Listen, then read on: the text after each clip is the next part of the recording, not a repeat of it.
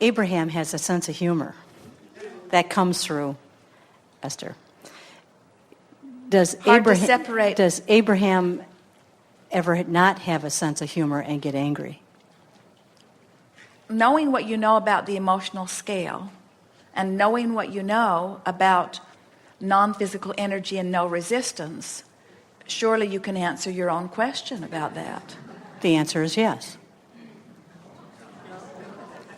Because we are extensions Get her out of here. Because I flunk.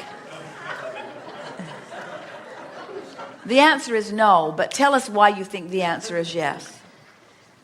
Well, because as we are extensions of Source, and Source is here, and we're here, and we're moving to be with Source, there is this gap which causes discomfort. For who? Well, if I'm an extension of Source, then surely what I experience, Source experiences. Well, you see, this is the thing that we're trying to explain to you about the guidance system.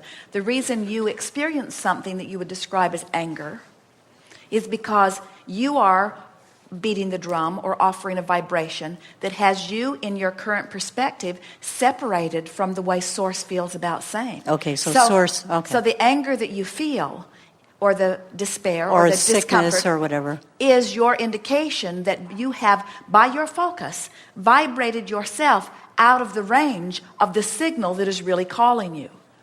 In other words, that's what we meant earlier. If Source joins you in the negative thought, then you would feel not the separation, you'd feel no negative emotion. Is that like what you said, you can never be sick enough to help people who are sick? It's something like Source will never feel like Jesus would never be sick because somebody else was sick. Jesus would vibrate you into wellness. That's accurate. And that is the advantage of you being an extension of that which is Source. So let's talk about this in a little bit of detail here. So Source energy, not on the leading edge of thought.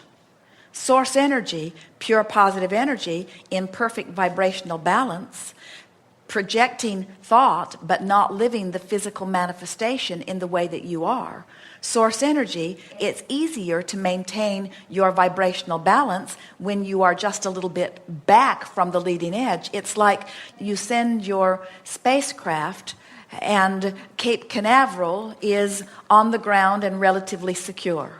And the spacecraft is more leading edge and has the support of Cape Canaveral, but less secure. And then you send the little manned flight out from the capsule, whatever. And it is even less secure, but supported by all that comes before. And so we want to say to you that here you are on the leading edge, and you have an inner being who has an inner being who has an inner being who has an inner being. And that Source energy is in that pure positive place. And so when you stand in this new leading edge place and you have an experience that causes the desire to be born that's different from what you've lived, in other words, isn't that what leading edge means?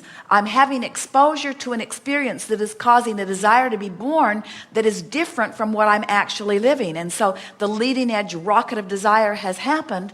Source, in its slightly removed position, can go mentally right along with the idea, back the idea up with the full resources of Source, nice combination of words, the full resources of Source, and immediately becomes one with that idea. One with the idea, but not on the leading edge where the manifestation will occur. Now it's up to you, leading edge creator, to bring yourself vibrationally up to speed with all of that. And so Source has the advantage of not having as much exposure to the contrast that would maybe pull Source away from alignment. We're really stretching to even say that, because Source is so in alignment that it is inconceivable that that could happen. But following the train of thought that you are pursuing, Source maintains its balance. But the advantage that you give it all, that's why we compliment you often, that you are willing to be here in the nitty-gritty, leading edge, contrasting environment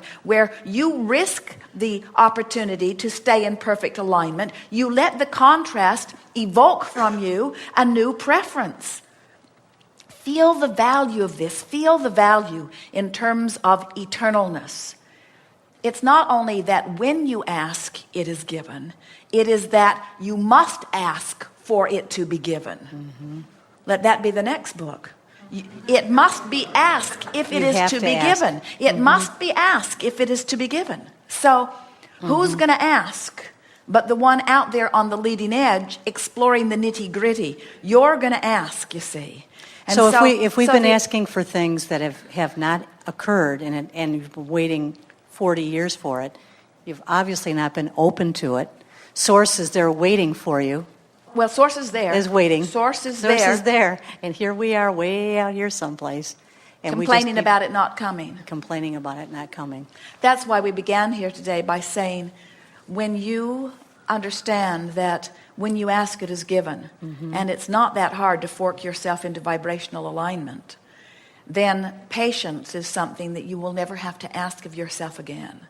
Because when you understand the laws, and when you understand how forthcoming the universe is with everything that you want, it should come to you fast. You should not have to wait long for anything.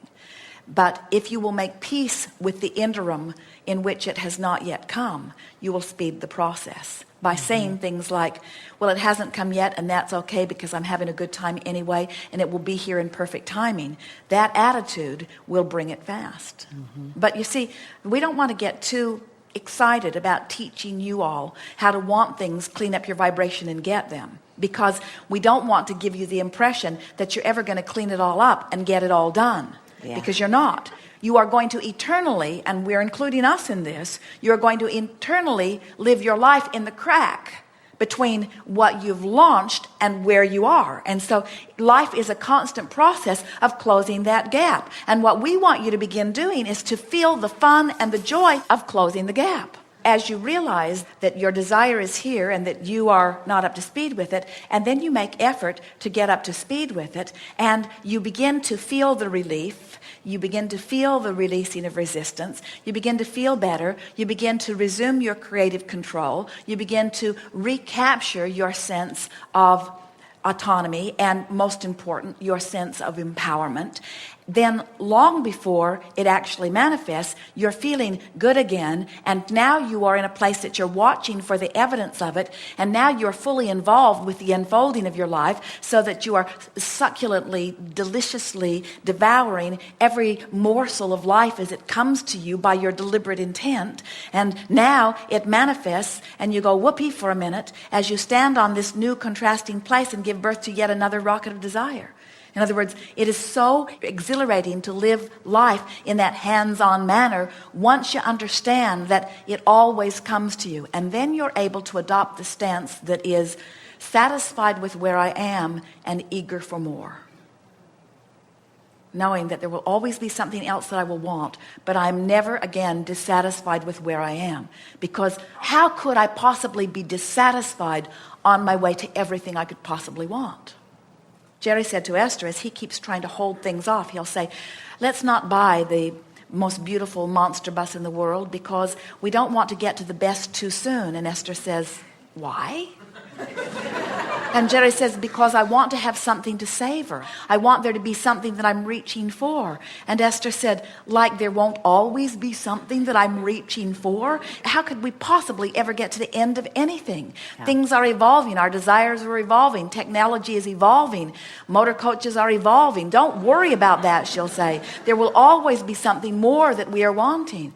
And we want you to just relax in wherever you are and reach for whatever you want and bring yourself there as quickly as you can, understanding there will always be more, always be more. Do you know there are worlds of creators around you that speak the language of the meow and the language of the roar and the language of the bark? In other words, they're not writing affirmations on their bathroom mirrors.